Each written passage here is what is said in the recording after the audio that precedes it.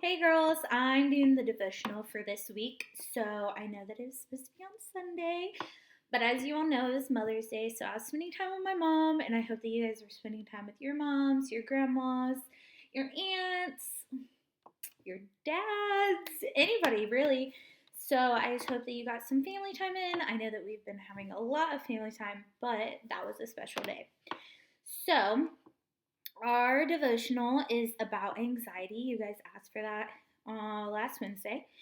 So I asked Alexis and Nina actually if I could do the devotional because I'm going to be vulnerable and I actually suffer from anxiety and depression. And I actually take medicine for it that my doctor prescribed. So, yeah. So I'm hoping by me being vulnerable that you girls can be vulnerable because it is a give and take. So, I am going to be reading today from Luke 12, verses 22 through 34. And actually, in my Bible that I have here, I'll try to show you guys, it says it is the cure for anxiety. And I wrote beside it that I need it because I do. I really need it. So I will go ahead and read it because it's a long group of verses.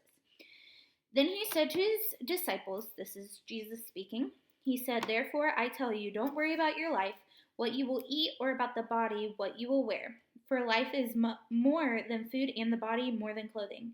Consider the ravens. They don't sow or reap. They don't have a storeroom or a barn, yet God feeds them. Aren't you worth much more than the birds? Can any of you add a cubit to his height by worrying? If then you're not able to do even a little thing, why worry about the rest? Consider how the wildflowers grow. They don't labor or spin thread, yet I tell you, not even Solomon in all his splendor was adorned like one of these. If that's how God clothes the grass, which is in the field today and is thrown into the furnace tomorrow, how much more will he do for you, you of little faith? Don't keep striving for what you should eat and what you should drink, and don't be anxious. For the Gentile world eagerly seeks all these things, and your Father knows that you need them. But seek his kingdom, and these things will be provided for you. Don't be afraid, little flock, because your Father delights to give you the kingdom. Sell your possessions and give to the poor. Make money bags for yourself that won't grow old, and in inexhaustible treasure in heaven, where no thief comes near and no moth destroys. For where your treasure is, there your heart will be also." So, to dissect that a little bit, to help you girls with your anxiety, my favorite part of it is where he's talking about the ravens in the grass, and where he says that the ravens don't they don't sow or reap, so they don't plant their food, and they don't have like a place to store it or a barn to store it in, but God still feeds them. And it says, "Aren't you worth much more than the birds?" And then it says after that in verse 25, "Can any of you add a cubit to his height by worrying?" So that means, can you add anything to your life by worrying about something? And the answer is no, you can't add more life to yourself by worrying about life itself. So it just, to me, it makes me realize that I don't need to worry about things because me worrying isn't going to fix it, isn't going to change it, isn't going to do anything to the situation. But by me praying and by me seeking God and counseling with God, it can change a situation. It can make me have more peace about it. It can make me feel better about myself. And I just think that that's something that we need to keep in mind, that our anxiety isn't cured overnight. It is cured and lessened like in our bodies by spending time with God and by getting to know him and realizing why we were made.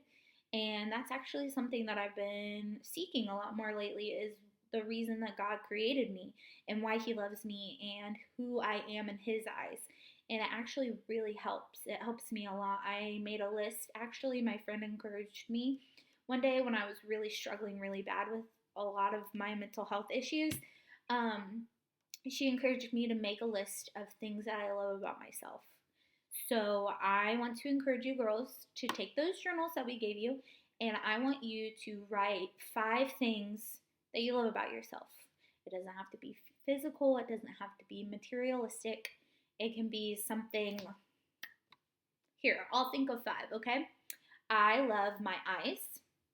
I love my laugh because it makes other people laugh. I love my hair. I love the way that I am generous with my time. And I love that I am always there for my friends. See, there's 5. It was so easy. So I want you girls to think about that. And over this today on Zoom and next week on Zoom, I want you girls to tell me 5 things that you love about yourself, okay?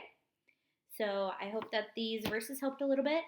And if any of you ever have any questions or concerns, or if you just want to talk one-on-one about your anxiety or depression, I am always here for you. And I will be as open as I can be with student-leader relationships. And I hope that you guys will be open with me as well. Okay? Love you girls. Bye.